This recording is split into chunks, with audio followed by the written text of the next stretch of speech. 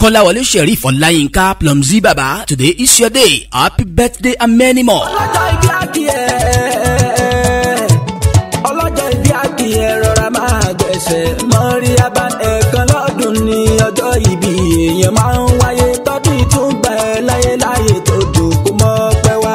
Kulla yawmin huwa fi shanin fàbí ayé aláì rabbikuma tukadhiban. Kò sí nínú orí ọlọ́run àlá àtọ́lọ́jọ́ ìbí tòní máa deny. Gbogbo ìgbàlá láwùrà bí ń dára nínú ayé rẹ̀. Ìdí nìyí tá a fi gbé bọ́dì ó dìlú Germany tààràtà. A fẹ́ lọ kí celebrant Mr. Kọ́láwọlé Sheriff Ọláyínká aka Plumzy lónìí ọjọ́ 21 oṣù kejìlá ọdún tá a wà yìí 31st December. To say a big happy birthday to you, long life and prosperity. Ọ̀dọ̀ọdún báyìí ní sápóruwé, ọ̀dọ̀ọdún lè rù wá wà. Ọdún kan ò ní dé ká má rọmọ òbí lórí àtẹ. Ọlọ́jọ́ ìbí tòní máa dàgbàdògbò. Plumzy máa pẹ́ láyé kọrin kéṣe. Mr. Kọ́láwọlé nílùú Germany, orí olórí òní kéré iṣẹ́ yín. Ẹ máa kéré òkú wálé lágbára Ọlọ́run. Ọjọ́ ìbí tọdún yìí kò wá ní já ṣe mọ́ o. Ọ̀pọ̀lọpọ̀ ọjọ́ ìbí lẹ máa ṣe nínú owó, ọlá, ọmọ, àlàáfíà àtàìkú tí ṣe báàlẹ̀ ọ̀rọ̀. Bó ṣe máa jẹ́ nìyẹn. Àmín ya Allah. Plumzy ọlọ́jọ́ ìbí, mo ṣe tán mo fẹ́ gbé yín débẹ̀. Oriki ilé yín yẹn gangan rèé. Ẹ̀yin Opomulero mọ jàlé kan. Ọmọ àlè ọ̀yún lè ládìrín. Ọmọ òpórúsọ òpó gbàjà. Òpó tí ò gbọ́ràn ẹja kọjú ẹ síná. Iná tí ò gbọ́ràn ẹja bomi pa. Omi tí ò gbọ́ràn ẹja fi pọn ọtí líle. Ọtí líle tí ò gbọ́ràn ẹja fọmọ tó burú. Ọmọ tó burú tí ò gbọ́ràn ẹja rán lọ sógun. Ogun ọ̀hún làfọ̀njá lọ tí ò padà wálé mọ́ nílé mọ́rílé wà. Ẹ̀yin lọ́mọ gbàgán olúfẹ́ àròkọ̀dìjà.